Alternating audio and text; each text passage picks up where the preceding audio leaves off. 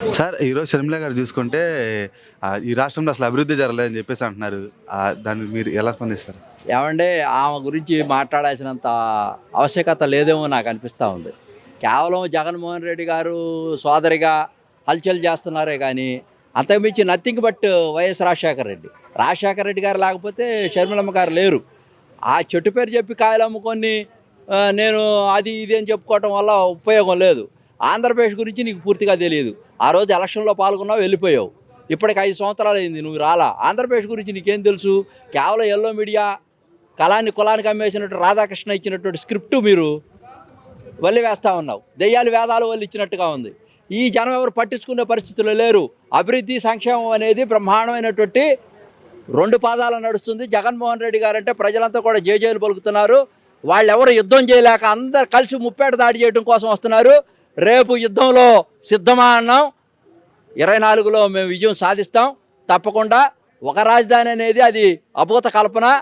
అది పేదలకి ఇళ్ళిస్తామని అంటే చంద్రబాబు నాయుడు డెమోగ్రఫిక్ ఇన్బ్యాలెన్స్ అని చెప్పి అసమతుల్యత అని చెప్పేసి కోర్టులకు వెళ్ళి స్టేలు తెచ్చి 3 రాజధానులు స్టేలు తీసుకొచ్చి ఇంగ్లీష్ మాధ్యమం గురించి స్టేలు తీసుకొచ్చి ప్రజల యొక్క అభివృద్ధి సంక్షేమాలను దెబ్బకొట్టడం కోసం ప్రతిపక్ష నాయకుడిగా ఉండి ప్రజల సొమ్ము తీసుకుంటూ ఎంజాయ్ చేస్తూ క్యాబినెట్ హోదాలో ఉండి కూడా చంద్రబాబు నాయుడు మా పక్షాన్ని ఎక్కడా మాట్లాడలేదు. అందుకనే మేము ఈ రోజున చంద్రబాబు నాయుడు గురించి ఆలోచించదలుచుకోలేదు. పావలా కళ్యాణ్ గురించి ఆలోచించుకోదలుచుకోలేదు. సిపిఎం గురించి ఆలోచించదలుచుకోలేదు. కొంతమంది అన్నారు కొండ మీద రేణుకా చౌదరి గారు స్పష్టంగా చెప్తున్నా, కొండ మీద అమ్మవారు కొండ కింద కమ్మవారు అన్నారు. కాదమ్మా, అక్కడ ఏందో తెలుసా? ఇప్పుడు కొండ మీద అమ్మవారు, కొండ కింద అంబేద్కర్ గారు. మొన్న కూడా ఒక మాట అంటూ అమరావతి, మేము భ్రమరావతి అంటే ఆమె ఏముందో తెలుసా? అది కమరావతి, మీరేం చేస్తారో పీక్కోండి అంది. రేపు జనమే పీకుతారు. అలాగే నాన్నగారి పేరు జరగొడుతున్నారు జగన్మోహన్ రెడ్డి అని చెప్పి షర్మిల గారు అంటున్నారు. నాన్నగారి పేరు జడగొట్లా. ఆమె అక్కడ పార్టీ పెట్టింది, ఇక్కడ పార్టీ పెట్టింది, అక్కడి నుంచి ఇక్కడికి వచ్చింది. తర్వాత నాన్నగారు పేరుని యాక్సెప్ట్ చేసింది. నిన్న 2019లో 151 సీట్లు ఇచ్చి ఆయనకి వారసుడు ఆయనే అని చెప్పారు జనమంతా కూడా. నువ్వు పాదయాత్ర చేసావు 2013లో, 14లో, మరి ఎందుకు యాక్సెప్ట్ చేయలేదు? అప్పుడు మరి పార్టీ గెలవలేదు కదా ఇక్కడ. నీ ప్రభావం కనుక ఉండుంటే 2014లో వైఎస్ఆర్సీపీ అధికారంలోకి రావాలి కదా, మరి రాలేదు కదా. మరి అంటే నీకు చరిష్మా లేదు. సమాజంలో నీ మాటలు ఎవరు వినట్లేదు, నిన్ను పట్టించుకోవట్లేదు.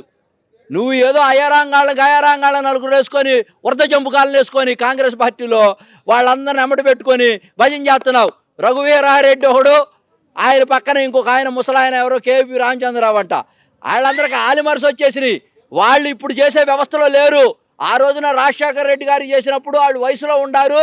అప్పుడు విధానాలు వేరు. అప్పుడు జగన్మోహన్ రెడ్డి గారు లేరు. ఈ రోజున జగన్మోహన్ రెడ్డి గారు ఉండారు ఆంధ్రప్రదేశ్లో. తస్మా జాగ్రత్త. నువ్వు వాళ్ళేదో నమ్ముకొని చేస్తావనుకుంటే వీళ్ళంతా రేపు రాబోయేటువంటి ఎలక్షన్స్లో కాంగ్రెస్ పార్టీకి అభ్యర్థులు లేరు. కనీసం షర్మిలమ్మ గారితో అన్న దారిని పోయేవాడు ఎగ్గయ్యో సుబ్బయ్యో పుల్లయ్యోను తీసుకొచ్చి 175 సీట్లు మేము పోటీ పెడతామని చెప్పి ఇటు తెలంగాణలో రేవంత్ రెడ్డి దగ్గర ఒక 1000 కోట్లు, ఇటు శివరాం దగ్గర మన కర్ణాటకలో అక్కడ ఒక 1000 కోట్లు తీసుకొచ్చి శివకుమార్ దగ్గర, స్టాలిన్ దగ్గర తెచ్చి ఈ డబ్బులన్నీ మేము ఎలక్షన్లకు ఖర్చు పెడతామని చెప్పి 10 సంవత్సరాల నుంచి పాపం డబ్బులు లేక అలమల్లాడిపోతా ఉన్నారు. డబ్బుల కోసం ఎంపర్లాడతా కాంగ్రెస్ పార్టీ వాళ్ళు ఈ సూట్ కేసులు ఎత్తుకొని పారిపోతారు. ఇది ఎలక్షన్ డ్రామా. షర్మిలమ్మ గారికి తెలియదు. ఆమెను అడ్డం పెట్టి చెట్టు పేరు చెప్పి కాయలమ్మని ఈ రోజున వాళ్ళు కాంగ్రెస్ పార్టీ ఈ సూట్ కేసులు ఎత్తుకోవడం కోసం ఎలక్షన్ డ్రామాతో వచ్చారు. అంతేగాని ఏమీ లేదు ఇక్కడ. పులిహార 2024లో పోటీ పెట్టి గయారంగాల్ని డబ్బులన్నీ కాజేసి వెళ్ళిపోతారు. 2000 కోట్లు. వాళ్ళకి 1% కూడా ఓట్లు రావు. దానివల్ల మనకి ఇబ్బంది లేదు, నష్టం లేదు. తప్పకుండా ఇప్పటికన్నా మార్చుకొని ఇక్కడి నుంచి వెళ్ళిపోతే మంచిదమ్మా. లేకపోతే రేపు రాబోయేటువంటి రోజుల్లో మూల్యం చెల్లించుకోవాల్సి వస్తుందని కూడా సందర్భంగా తెలియజేస్తా ఉన్నాను. రేపు జరగబోయే సిద్ధం ప్రోగ్రాం ఎలా జరగబోతుంది సార్? సిద్ధం అంటే ఇక అసలు 5 సంవత్సరాల నుంచి చూస్తున్నారు కదండి ఆంధ్రప్రదేశ్ ప్రజలందరూ కూడా. ఇదేం కొత్త కాదు.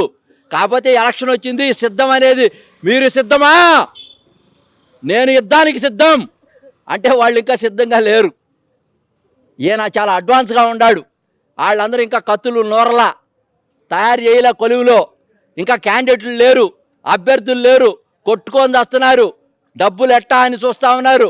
డబ్బులు ఇస్తేనే అభ్యర్థులను పెట్టే పరిస్థితుల్లో ఉన్నారు. బేరసారాలు ఆడుకుంటా ఉన్నారు. మరి వాళ్ళకి అభ్యర్థులు లేనప్పుడు యుద్ధానికి సిద్ధమా అంటే మేము సై అనలేరు కదా. పిరికి పందల్లాగా పారిపోతారు. 24లో వన్ సైడ్ వార్, అది జగన్మోహన్ రెడ్డి గారే అని స్పష్టంగా తెలియజేస్తూ, రేపు సిద్ధం అనేది అసలు ఆంధ్రప్రదేశ్లో ఒక పెద్ద ఊపు, అది ఒక విప్లవం, అది ఒక సెన్సేషనల్. అసలు దాన్ని ఆపటానికి సునామీ, జగన్మోహన్ రెడ్డి గారు సునామీ. తప్పకుండా సామాజిక న్యాయంతో ఎట్లా విజృంభిస్తాడో జగన్మోహన్ రెడ్డి గారికి ప్రజలు ఎట్లా బ్రహ్మరథం పడతారో, స్వతంత్ర పోరాట సంగ్రామంలో ఏ విధంగా జరిగిందో రేపు 2024 కూడా ఆంధ్రప్రదేశ్లో యుద్ధం అట్టనే జరగబోతా ఉంది. బ్రిటిష్ వాళ్ళ తరిమి కొట్టినట్టుగా ఈ పార్టీలన్నీ కూడా, కుల పార్టీలన్నింటిని కూడా సమానంగా నాశనం చేస్తామని ఈ సందర్భంగా హెచ్చరికలు జారీ చేస్తా ఉన్నాం.